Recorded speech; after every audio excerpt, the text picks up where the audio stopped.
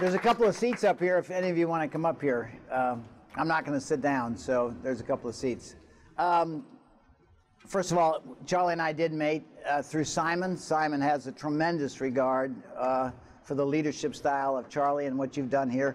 And you are experiencing the other end of the spectrum. Industrial America is dying, right? Manufacturing America is dying. All the jobs are going to you all, and so you're now. The way to summarize our company is when I began this journey in 1970, early 1970, about 1970, when I joined the company. I'm an accountant by profession. I got an undergraduate degree in accounting, MBA from Michigan. Very traditional education, and I went into a very broken family company. And I would say to you, the reason we are here today is because for some reason, and Dr. Rao was telling us it's grace. We were, for some reason, I believe, blessed with the awareness of the way business could be. And when I say that, let me. A lady asked me the other day to summarize it in 3 words. And I'd say the words are caring, inspiration, and celebration.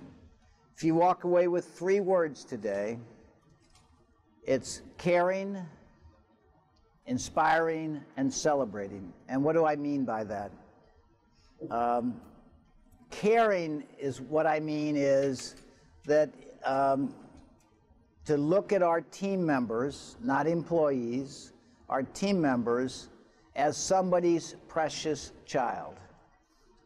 Is there anybody here that is not somebody's precious child?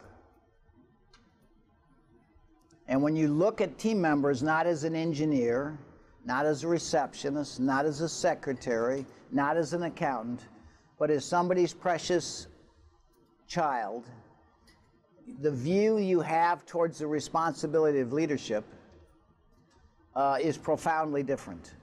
We define leadership as a profound responsibility for the lives entrusted to us. And those of you who have seen the video know that for some reason, I believe some higher power has given me the awareness of what organizations could be, and it came through 2 events, or 3 events. The first event was I was at a wedding, which you've watched the video. Traditional wedding where we watched the proud father walk his precious daughter down the aisle. You're all too young to have done that yet, but I did that. And so I know the feeling of displaying this off your arm, this precious daughter, walking up to the altar and giving the hand of your precious daughter to this young man. And ceremonially you say, her mother and I give this young lady to be married to this young man. And then the father goes and sits down next to his wife, and they hold each other's hand, and they watch their daughter become engaged or married to this young man. Well, any father who's ever done this knows that that ceremonial statement has nothing to do with the truth. The truth is, when the father stands there with this precious daughter about to be wed to this young man, the father is saying, look at young man, her mother and I brought this precious child into this world, and we expect you to continue to give her the love and attention that we have given for the 18, 22, 27 years of her life. Do you understand that, young man? It is not ceremonially, it is a tremendous trust that you put in that young man to take over the responsibility of shaping this young life that you have dedicated yourself to. So all of you who have how many of you have young children? Okay, can you imagine giving away your daughter to some young man who you've given your life to? So what I'd say to you is that day I sat there and said to myself at a wedding, I just for some reason think differently. Everybody in our company is just like that young lady. Everybody in our company is somebody's precious child. And what we need to do when Charlie offers you a job is we need to have a ceremony out front and say that if you will join our firm, bring your family to the front door down on Fifth Avenue, and we're going to have a ceremony. If you will let Sue or Joe or Mary or Bill work for us, your brother, your son, your sister, your nephew, we promise you that we will be a good steward of allowing that child of yours, that father of yours, that sister of yours, to be everything they were intended to be. Okay, that is what I came away with. I realized that all 7,000 people around the world that joined us have the hope that they were going to get to be whoever they were meant to be and celebrated for what that is, okay?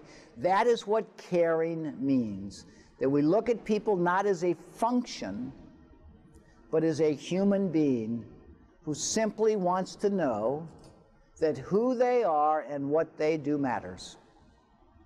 That is the biggest thing we've learned in our journey, is everybody at every level in every company wants to know that who they are and what they do matters.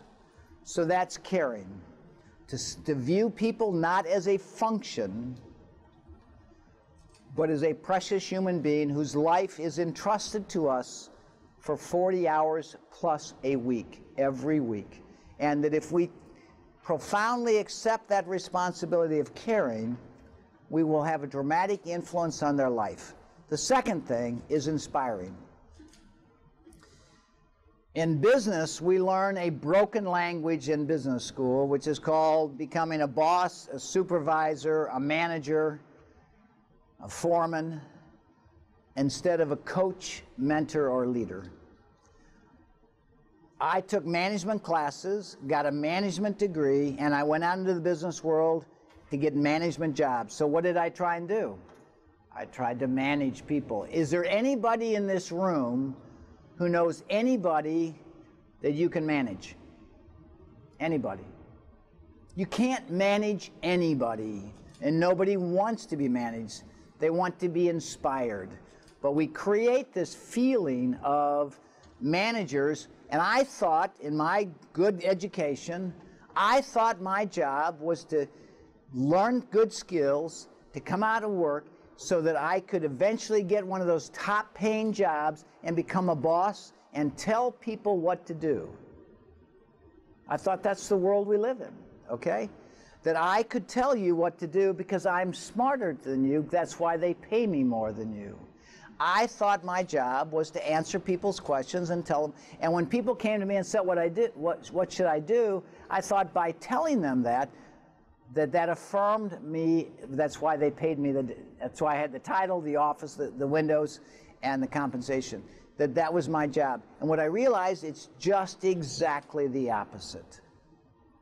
Leadership is allowing people to express their gifts fully and to make those decisions. You know, quite often we say that with our children, they need to learn to make good decisions, right? Okay?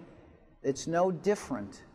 Our leadership model came from my parenting of 6 children. There's no difference between leadership and parenting. It is identical. It is the care for those lives that have been entrusted to you. Sometimes they come through birth, sometimes they walk up the elevator, through the elevator, okay? But for Charlie to see his role, for all of you in leadership in this company to see your role as the stewardship of the lives entrusted to you is profoundly different than I was taught at the University of Michigan Graduate School. It was always about me and my success. Everything was about me and how to be successful in an organization. So inspiration, instead of management, is what we should learn. We should learn that what we want to do is create an environment to inspire people to share their gifts fully and to find a way to recognize and celebrate them in that journey. To inspire them, not to manage them. To encourage them to take initiatives. And how do we do that? We do that through many types of games. The first place I learned this was in 1997 when I bought a company in South Carolina called Hasten. And I was given, and I'm very intense in acquisitions, and I flew down. We spent $42 million to buy this group, about $110 million. I flew down to the company, and I'm an early morning person. I walked in to have a cup of coffee in the lunchroom. And there were other people. It was March of 1997. So what happens in March is March Madness, right? And everybody in every office in the country is betting on whatever college that they want to bet on and who's going to get in the Final Four. And I was standing in the lunchroom having a cup of coffee. They didn't know who I was, and I didn't know them. And everybody was having a ball talking about what team won last night, what team they think is going to be in Final Four, where they were in the pool. Now, I didn't care about any of that. But I watched the behavior. There was joy. When I said March Madness, half of you in the room smiled, okay? And I said to myself, the closer we got to 8, I don't remember thinking this at the time, but in hindsight, the closer we got to 8, the more the energy went out of their body to do their job. And I said to myself, why can't business be fun? Why do we sit and talk with joy and excitement about March Madness that is a simple basketball game, and then we don't look forward to the thing we prepared ourselves professionally in life to do, which is our job? Why can't business be fun? And I without any forethought, I walked down into a conference room like this with about 8 customer service team members, and I said, we're going to play a game. And we started playing a game in terms of who could the team win, could the individual win, and it just came out of me with no forethought, no experience. It just came out of me, and it profoundly woke us up to when people have fun, they fully share their gifts. When people feel managed in a job, they feel oppressed. Now remember, 88% of the people in this country, 88% of the people in this country feel they work for a company that does not care about them. They care about the profits, they care about the growth, they care about the customers. Have you ever heard the expression, the customer comes first? Customer is number one? That is an ignorant statement. Because what does that make you? If the customer is important, you're just a means to the end. And let me tell you where I got an awareness of a different way of looking at this. My wife and I went to the Ritz Hotel in Naples, Florida for an event. And we were having breakfast. And this lady was waiting on us. And she was unbelievably thoughtful and attentive to our needs at breakfast. And because I'm fascinated with service, I said to the lady, what does the Ritz-Carlton do to you to cause you to treat me the way you treat me? Without a hesitation, she pulled out of her pocket a card. Does anybody know what that card said? It's the creed of the Ritz-Carlton. What does it say? Does anybody know what it says? I don't ever want you to forget this. Because this lady didn't answer me, she handed me this card. And it said the following. This is a lady serving breakfast. Ladies and gentlemen, serving ladies and gentlemen. Do you know how profound a statement that is? She's not the server. She is just as good as we are. And I said, what does that mean, ma'am? And she said, they treat me like I matter, like I'm important. And because they treat me well, I feel more empowered to treat you well. Just think of that. Ladies and gentlemen, serving ladies and gentlemen. We walked to our room that day at the Ritz Hotel, and there was a gentleman touching up the paint around a doorway. He paused, got down from his ladder, and apologized to us about interrupting the quality of our stay because of the smell of the paint before he was touching up a door trim. He apologized. It wasn't because the Ritz demanded it of him. It's because the way they treated him. Does that make sense? Ladies and gentlemen, serving ladies and gentlemen. We took this, so inspiration. Our goal in leadership is to inspire you to share your gifts fully, to inspire you to do it, not to manage you, not to tell you what to do, but to allow you to share your gifts fully towards a common purpose. Okay? So we care about the people, we try to create an caring environment, an inspiring environment, and then we celebrate. How did celebration occur? What happened? How did we discover celebration?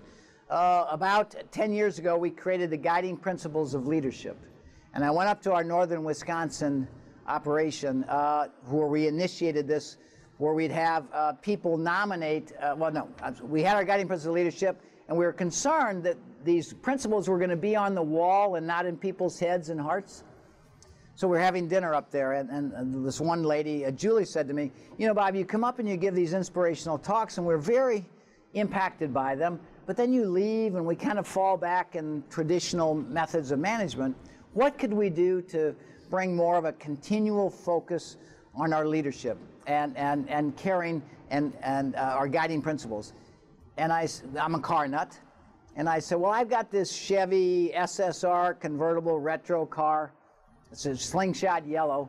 Why don't I ship it up to the plant, and we'll put it outside the plant, and there's 450 people in this plant, and you can nominate somebody whose natural behavior most embodies our guiding principles of leadership.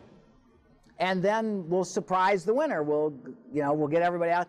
So they brought this up, and they started a process that has been profoundly changing to our company, because probably 500 people now have won this award around the United States. We have 17 of these cars that go around the United States.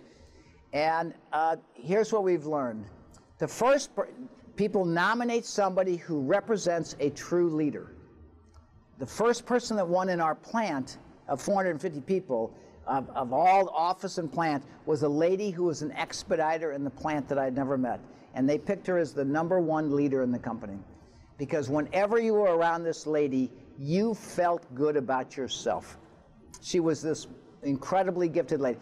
She won the award. And what we do is we have the car outside, we gather everybody outside the plant, the committee of fellow employees picks the person of the people nominated, and then we read the attributes, and everybody's trying to guess who it is, the attributes, because you got 450 people to guess.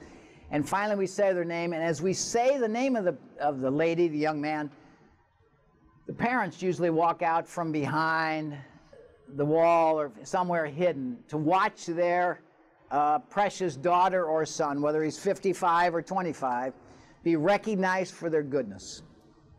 It is a hugely emotional scene for the person selected, because it is not that they were the top salesman or the top engineer. They were voted for their goodness. We've given out this award now 400 or 500 times in the last 7 or 8 years. And let me give you the generalization. The two things people tell us is that they call their spouse to tell them they won. And the second thing they tell us is they take their mother for a ride, not their father. 99% of the time, it's their mother they take for a ride in the car. So I get behind that, and I tried to figure out what did they mean. Well, when they call their spouse to tell them they won, I would say to you, that's the words they use, but what they mean is, honey, I won. Boy, are you lucky to be married to me. Because I just got selected out of 450 people as a natural leader, and you are very lucky. Second thing, they take their mother for a ride. Why do they always tell me? It strikes me, why is it always their mother they tell me, never their father? Because who is our source of goodness? Our mothers. People don't think about that. They just use the word mother because it's a goodness award, and they naturally think of their mother.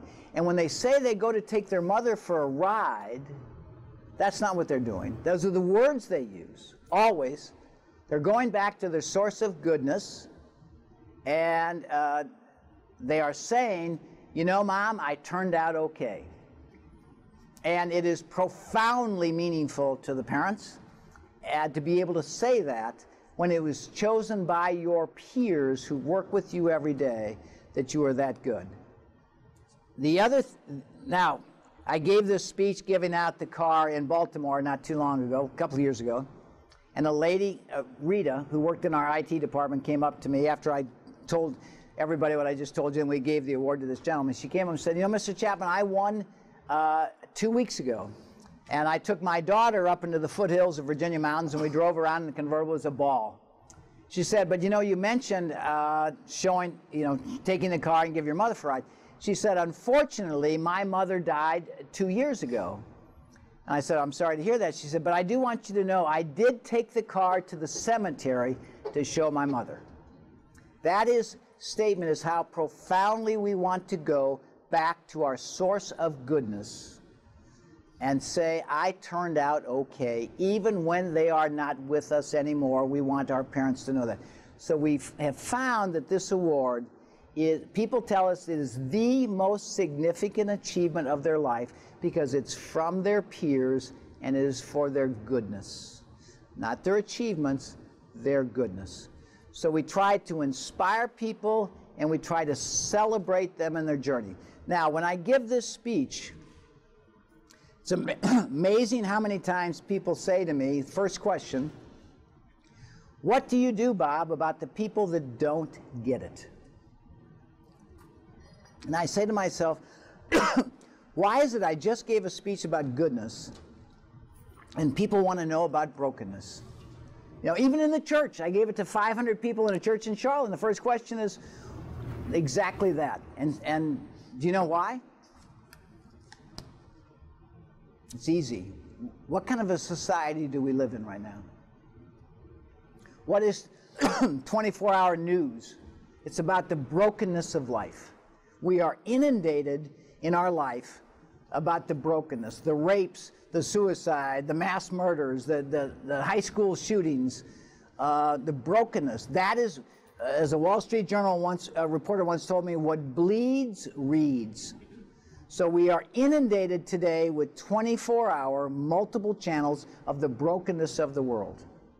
What we have found, my answer to the question is, you know what? I am sure there's some people in our company that don't get it, but I don't know who they are. I don't know who the broken people are, but I know who does get it because we have nominations for High Five Award. We have the H3 Award, Heads, Hands, and Hearts Award. We have the High Five Award, which is catching people, helping others do good things. We have so many nominations for goodness. People are always writing something good about other people. So we are drowning out the brokenness of the world with the goodness of the world. Not intentionally. This was an unintentional act. So what do? We are constantly trying to celebrate the goodness of people. We're looking at, it's called taking a flashlight and looking in every corner and looking for the goodness in people and holding it up and say, do you see what Mary did? You see what Bill did? Do you see what Frank did? And when you do that, it becomes part of the DNA. And our goal was, originally, to send people home safe. You know, we work in manufacturing where there's cranes and saws and drills and things that people can hurt. So we want people to go home safe. We want people to go home healthy, like your kitchen. And we want people to go home fulfilled. Safe, healthy, and fulfilled. And what's interesting in terms of that goal of fulfillment, we didn't use the word happy, did we? Because to me, happy is a superficial feeling. Fulfilled is a deeper sense of right. So we want people to go home fulfilled. We want them to go home knowing that who they are and what they do matters. And we want that to come from their colleagues, not necessarily from, in quotes, the senior people. And because it means more to recognize your colleagues than it does some other way of letting people know. What we found, because when you send people home fulfilled because you care about them, the profound thing that we have found that is a revelation to us, because we thought about our business community like you do in this room as our population. But what we found is that 99% of the feedback of our leadership programs is how it affects their marriage and their raising of children. 99% of the feedback, if this was a group of our team members and I say, how are we being as good leaders and stewards of your life. And they would tell us not about how they started working together better here at Next Jump. They would tell us how they're raising their children and how they're having better marriages. Because what we find is when we send people home knowing that we care about them, caring becomes an attribute that they embrace, and they start caring about other people.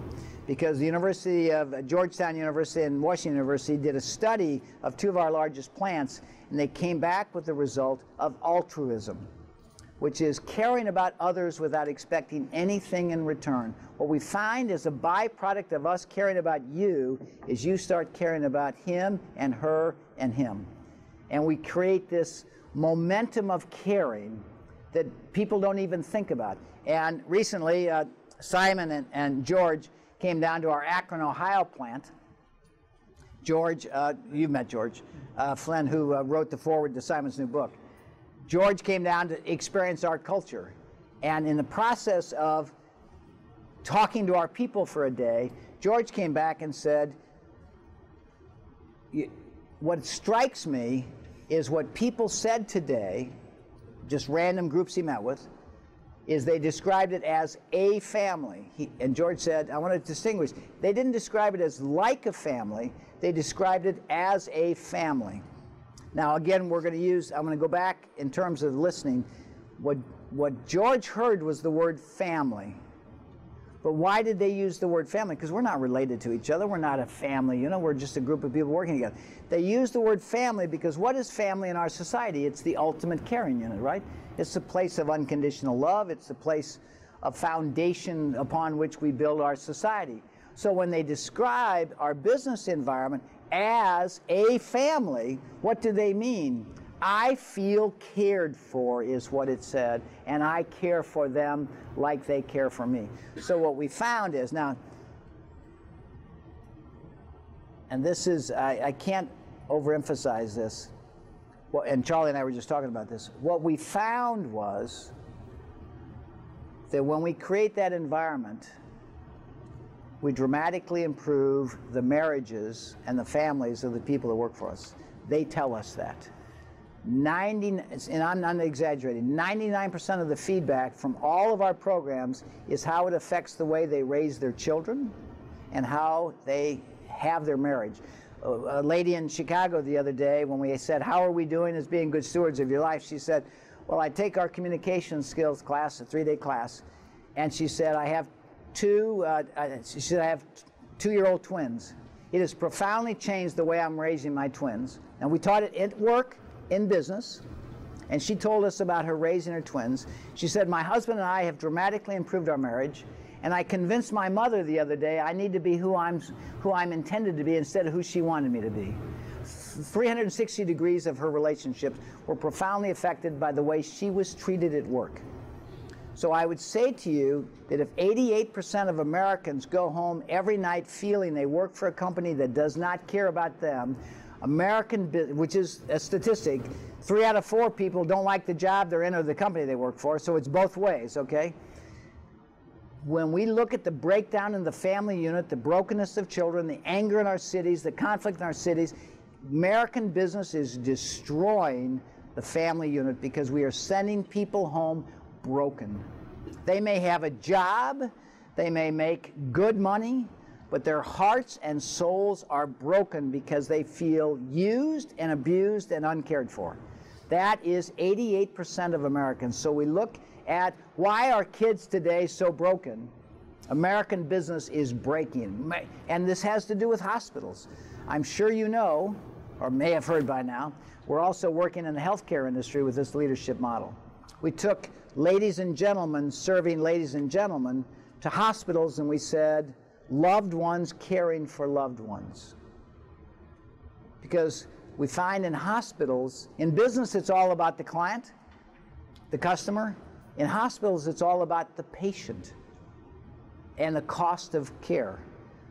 And when we went into the hospital and we took our truly human leadership model in an environment like this, the doctors and nurses sobbed because nobody cares about them. They are caught in this squeeze trying to render compassionate care, and nobody cares about them.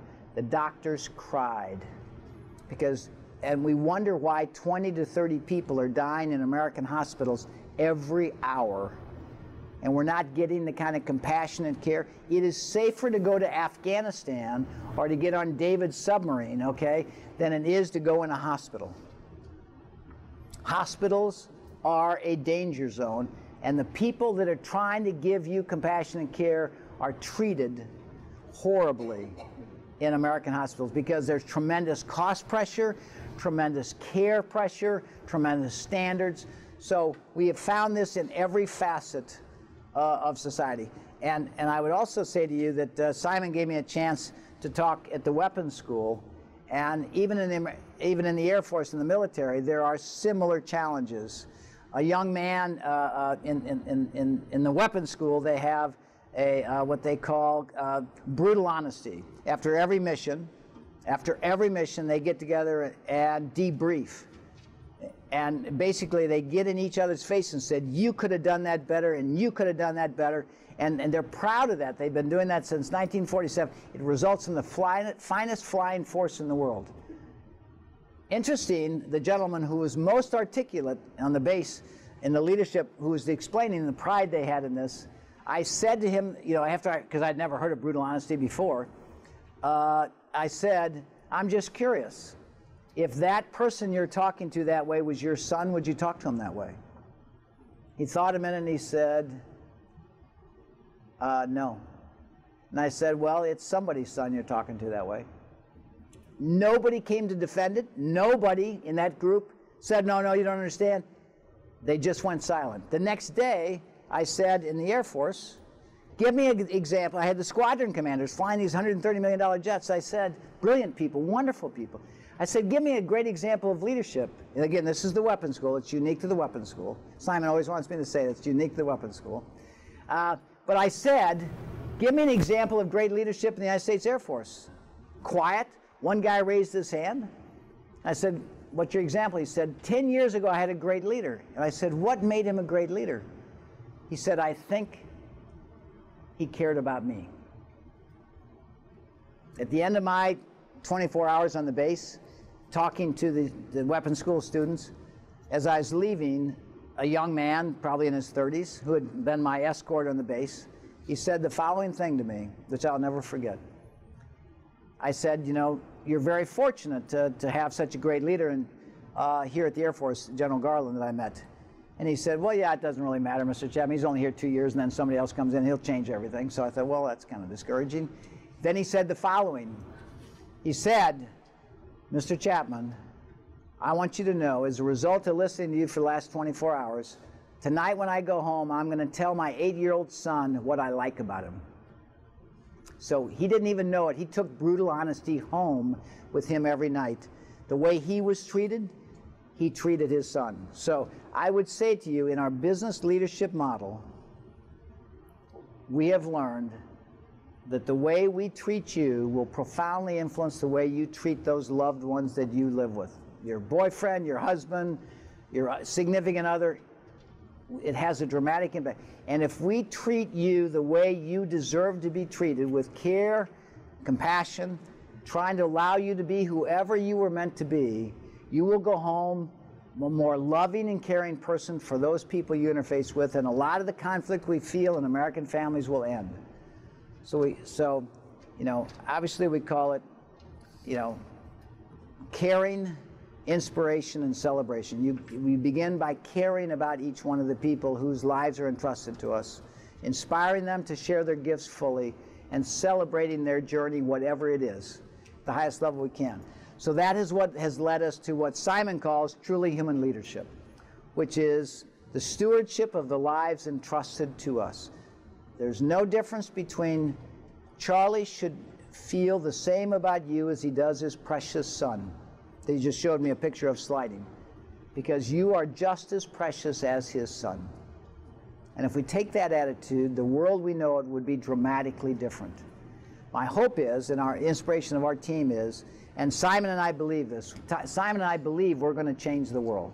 That truly human leadership, leaders eat last, that the combination of the power of our thoughts, that if we can find a way to get our voice out into the world, that people will see that we are self-destructing as a society by treating people as objects for our success, rather than somebody's precious child who we've been entrusted with. And that's our leadership model.